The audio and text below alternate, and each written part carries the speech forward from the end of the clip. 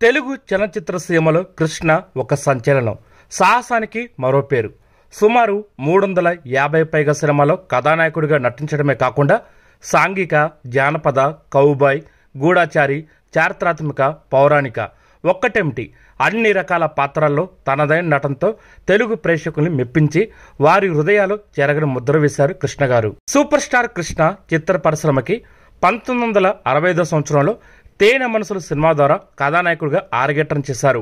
దర్శకుడు ఆదుర్తి సుబ్బారావు అందరూ కొత్త వారితో సినిమా నిర్మిద్దామని చెప్పి ప్రకటనిస్తే ఆ ప్రకటన చూసి తన ఫోటో పంపిన కృష్ణ ఆ సినిమాలో కథానాయకుడిగా సెలెక్ట్ అవడం, ఆ తర్వాత ఆ సినిమా అఖండ విజయం సాధించడం జరిగిపోయింది. అంతే, కృష్ణ ఆ తర్వాత వెనక్కి తిరిగి చూడలేదు. వరుసగా సినిమాలు చేసుకుంటూ వెళ్ళిపోయారు. కృష్ణ సినిమా పరిశ్రమలో అడుగు పెట్టినప్పుడు ఎన్టీఆర్, ఏఎన్ఆర్, జగ్గయ్య, కాంతారావు, హరినాథ్ వంటి దిగ్గజ నటులు ఉన్నారు. ఆ తర్వాత శోణబాబు, కృష్ణంరాజు వంటి నటులు కూడా కథానాయకులుగా పోటీలో ఉన్నారు. ఎన్టీఆర్ అంటే పౌరాణికాలు, సాంఘికాలు, జానపదాలు ఒక్కటేమిటి అన్ని జానర్స్లోనూ ఆయనకు ఆయనే సాటి. ఏఎన్ఆర్ అయితే ప్రేమ సినిమాలు, సాంఘిక సినిమాలు, పౌరాణికాలు ఇలా ఆయన కూడా తనదైన మార్కు వేసుకున్నారు. కృష్ణంరాజు అంటే రెబల్ స్టార్, కళ్ళతోనే భావాలు పలికించగల మేటి నటుడు. ఇంకా శోభన్ బాబు అయితే అందగాడు, అతని సినిమాలో పాటలు, ఇద్దరు కథానాయకులు, అతని ఇంకో రకమైన నటుడుగా ఇలా అందరూ స్థిరపడిపోయారు. అలాంటి దశలో కృష్ణ పరిశ్రమలోకి రావడం, నటులుగా అందరూ మిత్రులైన వృత్తిపరంగా పోటీ ఉంటుంది. ఆ పోటీని తట్టుకొని నిలబడాలంటే తనదైన శైలి చూపించాలి. అదే కృష్ణ గారు చేశారు. అందుకే అంతమంది మహా నటుల మధ్య తనదైన ఒక ఇమేజ్ సృష్టించుకొని చరిత్ర సృష్టించారు కృష్ణ గారు. గూఢాచారి 116 సినిమా చేసి తెలుగులో మొదటి జేమ్స్ బాండ్ సినిమాగా చరిత్ర సృష్టించారు. అంతవరకు ఎవరు అది టచ్ కూడా చేయలేదు. కృష్ణ గారు అది చేశారు. అప్పటి నుండి ఆంధ్ర జేమ్స్ బాండ్ అంటే కృష్ణ అని అప్పట్లో అనేవారు. ఎన్నో సినిమాల్లో కృష్ణ రహస్య గూఢాచారిగా, సిఐడిగా, పోలీస్ ఇన్స్పెక్టర్గా ఇలా ఎన్నో విజయవంతమైన సినిమాలు నటించారు. అలాగే తెలుగులో తొలి కౌబాయ్ సినిమా, మోసగాళ్లకు మోసగాడు సినిమా నిర్మించి డేరింగ్, డాషింగ్ అనిపించుకున్న నటుడు కృష్ణ. ఈ జానర్ అప్పటికి ఎవరు ప్రయత్నం చేయకపోవడం ఆసక్తికరం. కృష్ణ అది ఎంచుకొని తన వైవిధ్యం అక్కడ చూపించారు. ఈ సినిమా షూటింగ్ కూడా రాజస్థాన్, దార్ ఎడారి ప్రాంతాల్లో జరిగింది. ఎన్నో వ్యయ ప్రయాసాలు కోర్చి ఈ సినిమా చిత్రీకరణ జరిపారు. ఇది అప్పట్లో ఒక సంచలనం, చరిత్ర సృష్టించిన సినిమా ఇది. ఆ తర్వాత పన్నంటి కాపురం వంటి కుటుంబ కథా సినిమా తీసి శబాష్ అనిపించుకున్నారు కృష్ణ గారు. నలుగురు అన్నాదమ్ములు కలిసి ఉన్న కుటుంబంలో కలతలు, కలహాలు, చివరికి ఆ కుటుంబం మళ్ళీ ఎలా ఒక్కటైంది అన్న కథా నేపథ్యం తెరకెక్కిన ఈ సినిమా అప్పట్లో మరో సంచలనం. కృష్ణ తాను ఏ పాత్ర వేసినా ఆ పాత్రకు తగ్గట్టుగా బిహేవ్ చేస్తానని చెబుతూ ఉండేవారు. అందుకే కె విశ్వనాథ్ దర్శకత్వంలో వచ్చిన నేరము శిక్ష సినిమాలో కృష్ణ పాత్ర ఎంతో సహజంగా ఉంటుంది. ఎందుకంటే ఆ పాత్రలో కృష్ణ తన నట విశ్వరూపం చూపించారు అనే కన్నా ఆ పాత్రలో ఎంతో సహజంగా నటించి తన పాత్రకి జీవం పోశారని చెప్పాలి. ఆ తర్వాత చారిత్రాత్మక సినిమా అయిన అల్లూరి సీతారామరాజు. ఇది తెలుగు సినిమా పరిశ్రమలోనే ఒక అద్భుతం అని చెప్పాలి. అప్పట్లో ఈ సినిమా షూటింగ్ జరుగుతున్న సమయంలో తెలుగు పరిశ్రమ మిగతా సినిమాల చిత్రీకరణలు ఆగిపోయేట్టు ఉన్నాయని చెప్పుకునేవారు. ఎందుకంటే ఈ సినిమాలో మొత్తం పరిశ్రమలో ఉండే ముఖ్యమైన నటులు అందరూ ఉన్నారు. జగ్గయ్య, గుమ్మడి, ప్రభాకర్ రెడ్డి, రాజబాబు, కాంతారావు, చంద్రమోహన్, శ్రీధర్, మిక్కిలేని, కేవి చలం, అల్లు రామలింగ, విజయ నిర్మల, మంజుల, జయంతి, పండరిబాయ్, రాజశ్రీ ఇలా ఎంతో మంది నటీనటులు ఈ సినిమా చిత్రీకరణ కోసం చింతపల్లి అడవులకు వచ్చేశారు. మొత్తం తెలుగు సినిమా పరిశ్రమ అంతా చింతపల్లిలో ఉంది అనేవారు అప్పట్లో. అది కృష్ణ అంటే, అది సాహసం, అది డేరింగ్. ఆ సినిమా చిత్రీకరణ పూర్తయి విడుదలై ఒక సంచలనం సృష్టించింది ఈ సినిమా. మళ్ళీ అలాంటి సినిమా తెలుగులో రాలేదంటే అతిశక్తి కాదు. ఈ సినిమాతోనే తెలుగుకి సినిమా స్కోప్ అని ఒక కొత్త సాంకేతికతని పరిచయం చేసింది కూడా కృష్ణ గారే. అలా నటుడిగా తనదైన శైలిలో విభిన్న సినిమాలతో దూసుకుపోతున్న కృష్ణ దర్శకుడిగా మారి సింహాసనం అనే సినిమా తీశారు. 70mm అనే ఇంకో కొత్త సాంకేతికతని పరిచయం చేశారు. ఇది ఒక ఫ్యాంటసీ, జానపద, చారిత్రాత్మక సినిమాగా తెరకెక్కింది. ఈ సినిమా కోసమని వేసిన సెట్స్ అప్పట్లో పరిశ్రమలను కాకుండా మొత్తం తెలుగు ప్రజలందరూ గొప్పగా చెప్పుకునేవారు.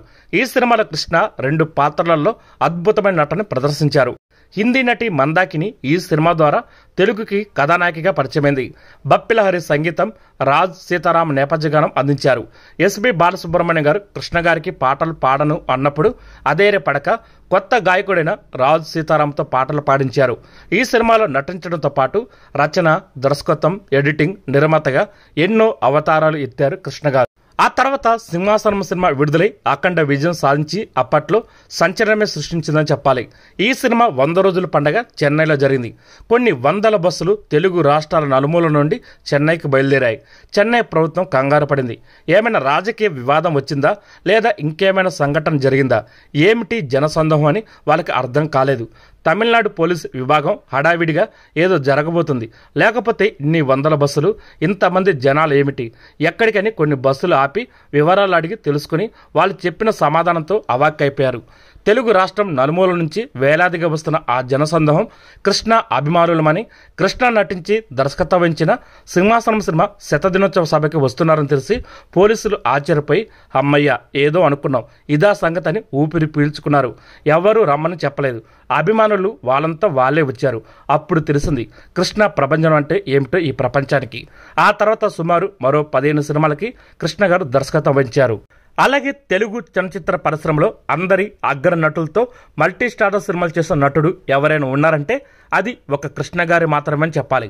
ఎన్టీఆర్, ఏఎన్ఆర్, శివాజీ గణేశన్, శోభన్ బాబు, కృష్ణంరాజు, జగ్గయ్య, కాంతారావు, ఆ తర్వాత వచ్చిన రజనీకాంత్, చిరంజీవి, మోహన్ బాబు, నాగార్జున, బాలకృష్ణ అందరితో కృష్ణ గారు నటించారు.